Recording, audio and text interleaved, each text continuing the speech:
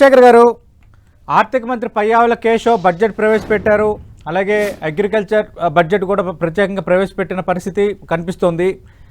గత ప్రభుత్వం విధ్వంసం సృష్టిస్తే మేము సంక్షేమం దిశగా అడుగులు వేస్తున్నాము, ప్రతి ఒక్క రంగాన్ని సెట్ చేసుకుంటూ వస్తున్నాము. అలాగే పూర్తిగా అప్పులు కుప్పగా మార్చి ఆర్థిక వ్యవస్థను చిన్నాభిన్నం చేస్తే దాన్ని ఇప్పుడు గాడిలో పెట్టే ప్రయత్నం చేస్తున్నాము.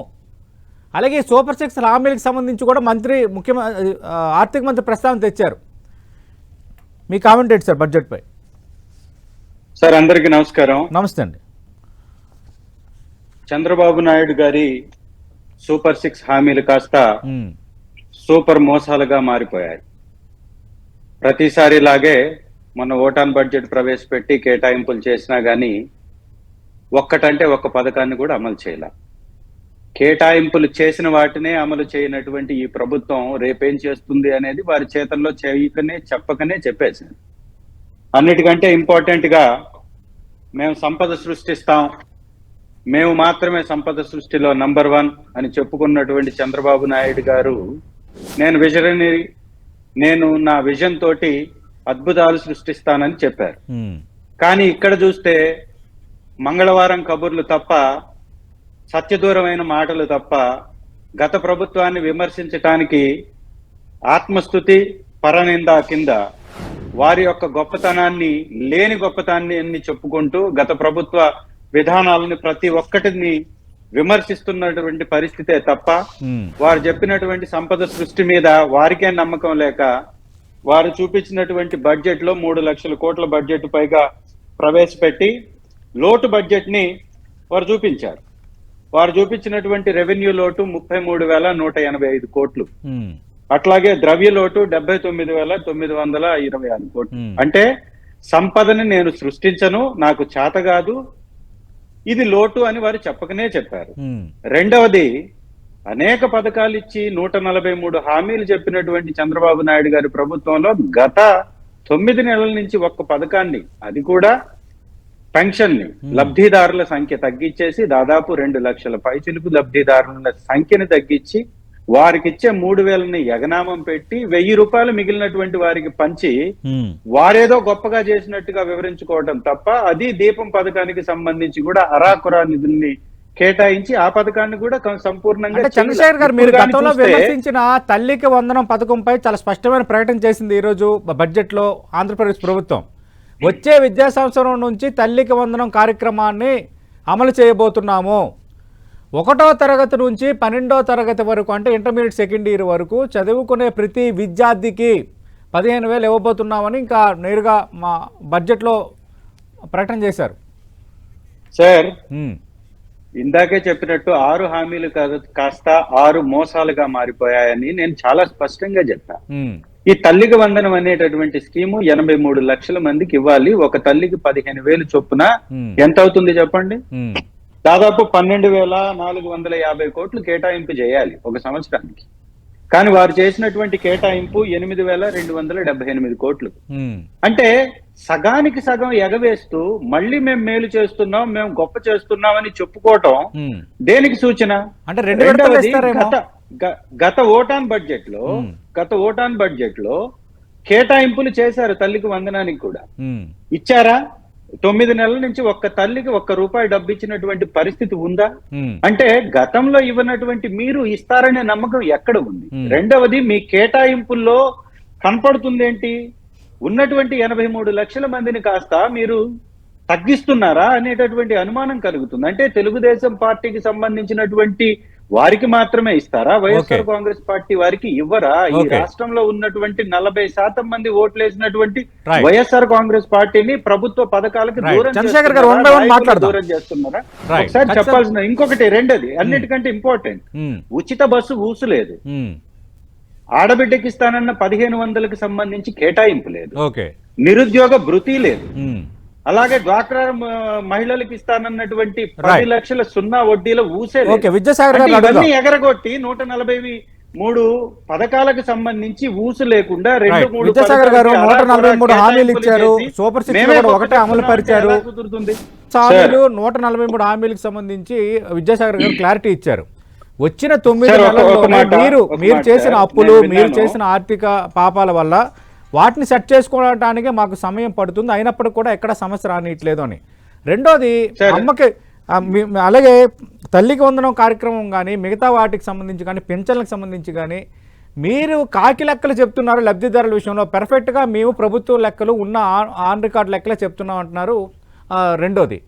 మూడోది, ఆర్థిక వ్యవస్థను చిన్నాభిన్నం చేశారు, గందరగోళం చేసేశారు. అలాగే 9 నెలలు అయింది, ఒక్కొక్క హామీ నెరవేర్చుకుంటూ పోతున్నాము. ఇది విద్యాసాగర్ గారు ఇస్తున్న వివరణ. ఎస్ సార్, నేను విన్నాను. మీ డిబేట్ కూడా 30 మినిట్సే కాబట్టి విలువైన సమయం కాబట్టి లేదు సార్, మరో 10 నిమిషాలు పొడిగించాను సార్, 2 గంటల 10 నిమిషాల వరకు. Thank you. నేనేమంటానంటే బాధ్యత లేకుండా మాట్లాడే వ్యక్తులు ఈ వితండవాదం మాత్రమే చేస్తూ ఉంటారు. విద్యాసాగర్ గారు మంచి వక్త, దానిలో ఎలాంటి సందేహం లేదు. కానీ అబద్ధాలు చెప్పటానికే డిబేట్లలో కూర్చుంటామంటే వారికే చిన్నపోతారు తప్ప అది ఇంకొకటి మాని కానే కాదు. నిజంగా ప్రభుత్వంలో ఉన్నటువంటి వ్యక్తి 40 సంవత్సరాలు ముఖ్యమంత్రిగా, 40 సంవత్సరాల రాజకీయ నాయకుడిగా, ముఖ్యమంత్రిగా, ఈ దేశంలోనే అత్యంత సీనియర్ గా చెప్పుకునేటటువంటి వ్యక్తికి ఈ రాష్ట్ర పరిస్థితి గురించి తెలియకుండానే 143 హామీలు ఇచ్చేసి ప్రజల్ని వంచాలని ముందు నుంచే ఒక పక్కా విజన్ తోటి ప్రయత్నం చేస్తున్నాడు అనేది కనపడుతున్న తర్వాత కూడా వీరు వచ్చి కాకి లెక్కలు చెప్పడం ఏంటి? ఆడబిడ్డ నిధికి సంబంధించి 2,07,2,07,00,000 మంది ఆడబిడ్డలు ఉన్నారు. ఇది మనకున్నటువంటి ఎలక్షన్ కమిషన్ డేటాలో కూడా కనపడుతుంది. 18 సంవత్సరాలు పైబడ్డటువంటి ప్రతి మహిళకి ఇస్తానన్నటువంటి వ్యక్తి చంద్రబాబు నాయుడు. సో ఆ విధంగా కానీ ఇస్తే 37,313 కోట్లు ఇవ్వాలి. కేటాయించారా? దాని గురించి చెప్పండి స్వామి. అది చెప్పకుండా దీపం పథకానికి సంబంధించి 1,54,47,041 మంది లబ్ధిదారులు ఉన్నారు. వీళ్ళకు 3 సిలిండర్లు ఇవ్వాలంటే 4,115 కోట్ల రూపాయలు కేటాయించాలి. కేటాయించింది 2,601 కోటి.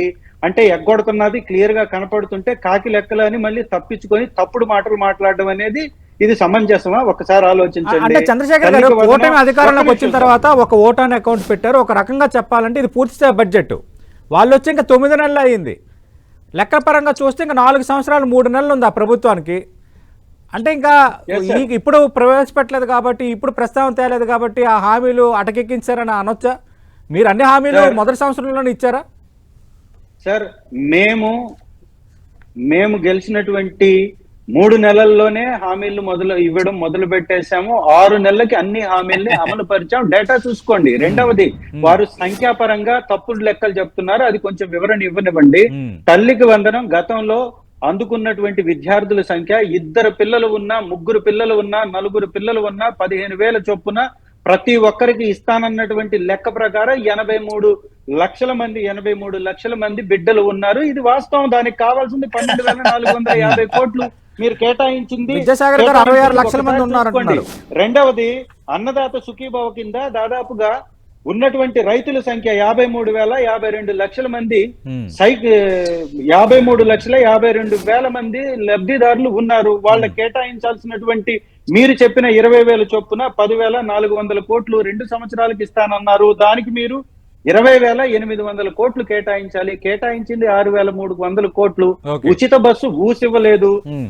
నిరుద్యోగ భృతి చాలా కీలకమైనటువంటి అంశం, దాని గురించి మాట్లాడలేదు. ప్రభుత్వ ఉద్యోగాల భర్తీకి సంబంధించినటువంటి విధి విధానాల గురించి మాట్లాడలేదు. 10,000 ఇస్తానన్నటువంటి వాలా ఇంటర్లకి కేటాయింపులు చేయలేదు. ఇలా మోసాలు చేసుకుంటూ మోసపు జీవితాలని మీరు గడుపుతూ గత ప్రభుత్వ పరిపాలన గురించి వారి మీద విమర్శలు చేయడానికి అత్యంత కీలకమైనటువంటి బడ్జెట్ సమావేశాల్లో, బడ్జెట్ అంశాల్లో ఎంత సమయాన్ని కేటాయిస్తున్నారో ఒక్కసారి చూడండి. ఇవాళ పోసాని కృష్ణమురళి గారిని ఒక్కరోజు ముందెందుకు అరెస్ట్ చేశారు? బడ్జెట్ లో వీళ్ళు వెలగబెట్టేటటువంటి చర్చ జరగనివ్వకుండా చర్చని పక్కదారి పట్టించడానికి చేసినటువంటి ప్రయత్నం ఇది. ఈ తప్పుడు లెక్కలు, కాకి గోల, కాకి మాటలు, బడ్జెట్ చర్చ మొత్తం పక్కకి వెళ్ళిపోతుందా? బడ్జెట్ మీద ప్రసంగాన్ని చేయమనండి. బడ్జెట్ మీద వారిని కేటాయింపుల గురించి చెప్పమనండి. బడ్జెట్ చదువుకోమనండి. ఇంకా మీరు వారికి సమయం ఇవ్వండి, ఇంకొక అరగంట సమయం ఇవ్వండి.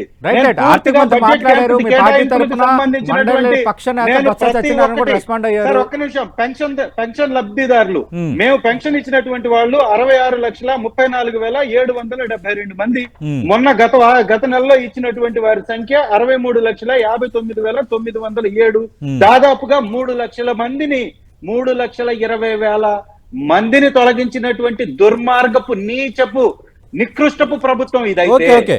దాని గురించి సమాధానం చెప్పుకోలేక ఓకే. మా మీద పడి ఏడవడము రైట్ రైట్ రైట్ దాంట్లో అడుగుదాం, విద్యాసాగర్ గారిని అడుగుదాము. అలాగే ఇరిగేషన్ సంబంధించి కూడా చంద్రశేఖర్ గారు Yes, sir.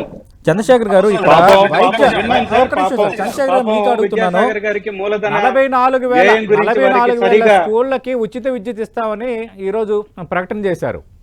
అలాగే 25 లక్షల ఉచిత వైద్య బీమా అమలు కాబోతుందని చెప్పారు. ఇవన్నీ మరి కొంత పాజిటివ్ సైడ్ కాదని ఎలా అంటాం? అలాగే సార్ మీ హయాంలో విమర్శలు ఎదుర్కొన్న రోడ్ల నిర్మాణానికి సంబంధించి కూడా 4,300 కిలోమీటర్లు సీసీ రోడ్ల నిర్మాణం చేశాం. ఇప్పటికే 3,000 కిలోమీటర్ల మేర రోడ్ల నిర్మాణం కూడా పూర్తి చేశామని ప్రకటించారు. ఎస్ సార్ సార్ పాపం విద్యాసాగర్ గారు డేటాతో రాలేదు లాగుంది, బాగా ఇబ్బంది పడిపోతున్నారు. మూలధన వ్యయం ఖర్చు చేసినటువంటి దాని మీద గత 9 నెలల్లో ఏపీ రాష్ట్రం యొక్క స్థాయి ఎక్కడుందో తెలుసా సార్? కింద నుంచి 3వ స్థానంలో ఉంది. మన ఈ దేశంలో ఉన్నటువంటి అన్ని రాష్ట్రాల్లో అట్టడుగు భాగంలో కింద నుంచి 3వ స్థానంలో ఉన్నటువంటి రాష్ట్రం ఏపీ రాష్ట్రం. అది తెలియక మూలధన వ్యయం గురించి మాట్లాడుతూ ఉన్నారు. ఒకసారి చూసుకోండి విద్యాసాగర్ గారు, ఇందుకే అంటుంది నవ్వులు పాలవుతారు. కొంచెం డేటా తోటి మీరు మాట్లాడితే బాగుంటుంది. రెండవది పారిశ్రామిక వృద్ధిలో సార్ ఒక నిమిషం అన్ని చూపిస్తాను, బ్రహ్మాండంగా చూపిస్తా. మీరు సమయం ఇవ్వండి, గంట పెట్టండి, చర్చ ప్రతి దానికి నేను చూపిస్తా. మీరు ఓపిక పట్టండి, మీరు మాట్లాడేటప్పుడు నేను మధ్యలో మాట్లాడలేదు కదా, మీరు ఓపిక పట్టండి.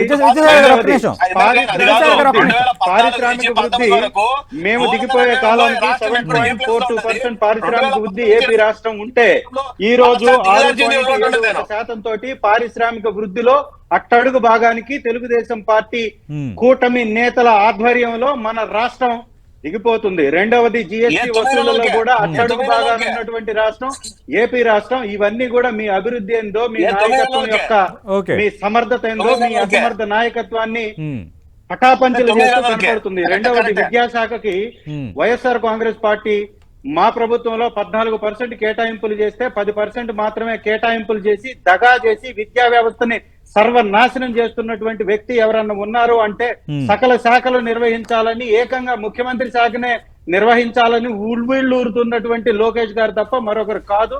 విద్యాశాఖకు వారు విద్యాసాగర్ గారు కేవలం 10% వ్యవసాయానికి సంబంధించి గత బడ్జెట్ లో మీ హయాంలో 29,000 కోట్లు కేటాయిస్తే ఇప్పుడు పాఠశాల విద్యకు 31,805 కోట్లు కేటాయించారు. ఉన్నత విద్యకు 2,506 కోట్లు కేటాయించారు. కేటాయింపులు జరగట్లేదని ఎట్లా అంటాం? అలాగే అన్ని స్కూళ్ళకి ఉచిత విద్యుత్ ఫ్రీ చేయటం, అలాగే రాబోతున్న విద్యా సంవత్సరం నుంచి తల్లికి వందనాన్ని అమలు పరుస్తున్నామని ప్రకటన చేశారు అసెంబ్లీ సాక్షిగా. మరి ఇవన్నీ విద్యారంగానికి అసెంబ్లీ సాక్షిగానే వారు ఎలాంటి అబద్ధాలు చెప్తున్నారో, లోకేష్ గారు 4 లక్షలు ఉద్యోగాలు ఇచ్చామని మన గవర్నర్ గారి ప్రసంగంలో పొందుపరిచి, అది మా నాయకులు అడిగితే మా ఫ్లోర్ లో ఉన్నటువంటి వారు అడిగితే దాన్ని తప్పించుకోవడానికి రకరకాల కవర్ చేసినటువంటి వ్యక్తి లోకేష్ గారు. ఏదన్నా వీసీల నియామకంలో తప్పులు జరిగాయి, మీరు దౌర్జన్యంతో వీసీల్ని తొలగించారు అంటే ఒక ఎంక్వైరీ తోటి నేను మీ అందరికి పటాపంచలు చేసేస్తానని ఆధారం చూపించమన్నటువంటి వ్యక్తి ఆధారాలు చూపిస్తే తుర్రుమని పారిపోయినటువంటి పరిస్థితి ఈ రాష్ట్రంలో కనపడుతుంది. రెండవది ధరల స్థిరీకరణ కోసం కేటాయించింది ఎంతండి? వ్యవసాయం మీద వీరు చూపిస్తున్నటువంటి శ్రద్ధ ఏంటంటే 300 కోట్ల. వైఎస్ఆర్ కాంగ్రెస్ పార్టీ 3,000 కోట్లు ధరల స్థిరీకరణ కోసం కేటాయిస్తే 300 విద్యాసాగర్ గారు అన్ని సూచనలు వెనకబడుతోంది, చెప్పిన లెక్కలు కరెక్ట్ గా లేవు, స్పష్టంగా చూపించారు. విద్యాసాగర్ గారు మన సమయం కూడా అయిపోయింది సార్, బ్రీఫ్ గా. ఇప్పుడు అత్యంత ముఖ్యంగా సార్ ఒకటే నిమిషం లాస్ట్ చివరిగా సతీష్ గారు పశ్చిమ ప్రకాశం జిల్లాకి కీలకమైనటువంటి మా వెలుగొండ ప్రాజెక్టు విషయంలో వీళ్ళు చేసినటువంటి దగా ఏంటో తెలుసా సార్? 800 కోట్లు R&R ప్యాకేజ్ కి ఇవ్వాల్సి ఉంటే ఈ రోజు వారు కేటాయించినటువంటి లెక్కలకు సంబంధించిన బడ్జెట్ పత్రం నా దగ్గర ఉంది సార్. కేవలం R&R ప్యాకేజ్ కి సంబంధించి వీరు కేటాయించినటువంటి కేటాయింపులు ఒక్క నిమిషం సార్ 130 కోట్లు కేటాయించారండి. మొత్తం కలిసేసి 350 కోట్లు మాత్రమే వెలుగొండ ప్రాజెక్ట్ కేటాయించారు. ఈ Right, right, right. విధంగా Thank you, ఈ thank you, 5 చంద్రశేఖర్ సంవత్సరాల్లో గారు. Veligonda project Thank you, Chandrashekar గారు. ఇరిగేషన్